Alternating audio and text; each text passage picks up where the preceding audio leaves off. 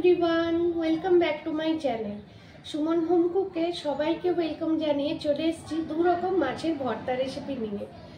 আজকে বানাবো মোরলা মাছের ভর্তা। মোরলা মাছের ভর্তা কিন্তু খেতে খুব ভালো লাগে, আর তার সাথে থাকবে চিংড়ি মাছেরও ভর্তা। চিংড়ি মাছের সাইজগুলো দেখো, একদম এরকম চিংড়ি মাছ, আর পুরো মনে হচ্ছিল জ্যান্তই ছিল, মানে বেশি সময় হয়নি। তো বাজারে দেখলাম এত ফ্রেশ চিংড়ি মাছ নিয়ে এলাম। আর এই মোরলা মাছের সাইজগুলো দেখো, একদম খুব সুন্দর আর খুব শক্ত, মানে মাছটা একদম বরফে ছিল না, পুরো ফ্রেশ। তো এই মাছের ভর্তা খেতে কিন্তু দারুণ লাগে, গরম ভাতের সাথে একদম জমে যায়। তো এই ভর্তা বানানোর জন্য কি কি উপকরণ লাগবে চলো সেগুলো গুছিয়ে নিই। এখানে চিংড়ি মাছ আমি ছাড়িয়ে নেব, মাথার দিকটা আর লেজের দিকটা একটু বাদ দিয়ে দেবো, মানে খোসাটা, আর বাকি মাছটা নিয়ে নেব। আর মোরলা মাছ আমার ছাড়ানো হয়ে গেছে, ওটা আর দেখাতে পারিনি। এখানে চলে এসেছি পেঁয়াজ আর টমেটো, কিছু ধনে পাতা কুচি আর লঙ্কা কুচি, শুকনো লঙ্কা, রসুন আর লেবু নিয়ে নিয়েছি। এবার চিংড়ি মাছে নুন হলুদ দিয়ে মাখিয়ে নেব।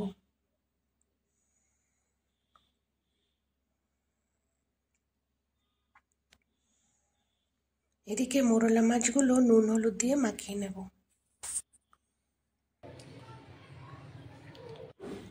এবার কড়াইতে সর্ষের তেল দিয়ে দিলাম, মাছগুলো এক এক করে ভেজে নেব।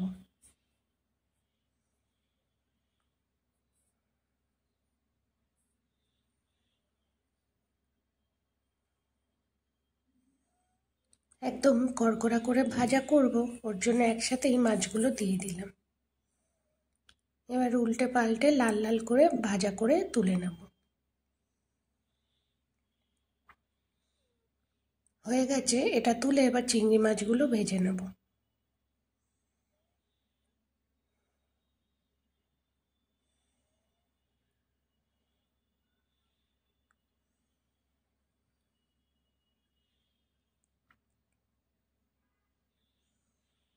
চিংড়ি মাছগুলো লাল লাল করে ভাজা হয়ে গেছে, এগুলো তুলে নিয়ে এবার কড়াইতে আর একটু সর্ষের তেল দিয়ে দেব।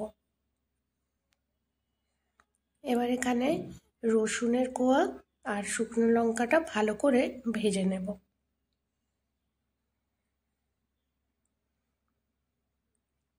একদম লাল লাল করে কড়কড়া করে ভেজে নিয়েছি লঙ্কা আর রসুনের কোয়াগুলো। এবার তুলে নিয়ে চলে এলাম প্লেটের মধ্যে, সব নিয়ে নেব। এবার এখানে শুকনো লঙ্কার ভাজা আর রসুন ভাজাটা নিয়ে ওর মধ্যে নুন দিয়ে দিলাম হাফ চামচের মতন। এবার এটাকে ভালো করে মেখে নেব। শুকনো লঙ্কাগুলোই প্রথমে নুন দিয়ে এই রসুনগুলো মেখে নিয়ে তারপরে পেঁয়াজ আর টমেটো আর ধনেপাতা কুচি, কাঁচা লঙ্কা সব একসাথে মেখে নেব।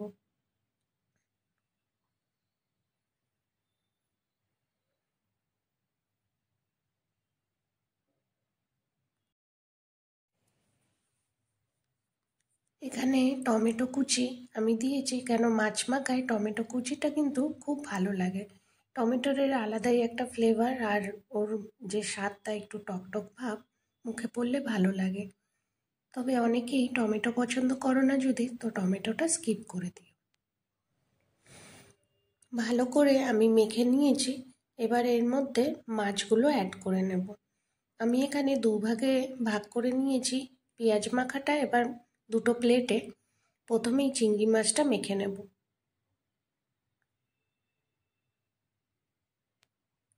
একদম মাখা কমপ্লিট। এবার লাস্টে একটু লেবু রস দিয়ে দেব।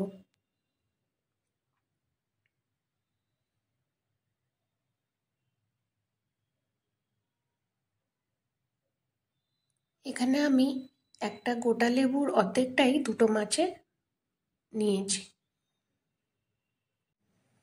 এবার এখানে মোরলা মাছগুলো ওই একই রকম মেখে নেব মশলা দিয়ে, ওই যে পেঁয়াজ মাখার মশলাটা ওইটা দিয়ে।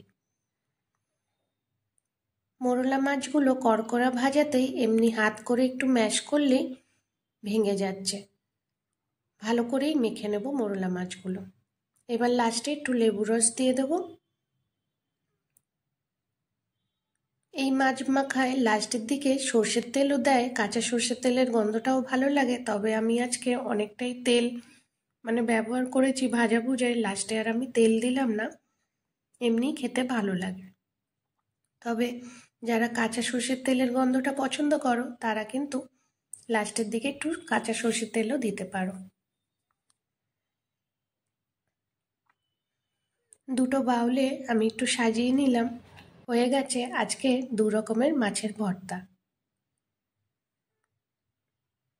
এই 2 রকমের ভর্তা রেসিপি তোমাদের কেমন লাগলো অবশ্যই আমাকে কমেন্ট করে জানাবে। আর চিংড়ি মাছের ভর্তা, মোরলা মাছের ভর্তা, এই দুটোই কিন্তু গরম ভাতে আর পান্তা ভাতে থাকলে আর কিছুই চাই না। তো আজকে রান্নাটা ভালো লাগলে অবশ্যই আমাকে কমেন্ট করে জানাবে কেমন লাগলো, আর একটা লাইক শেয়ার করে দেবে।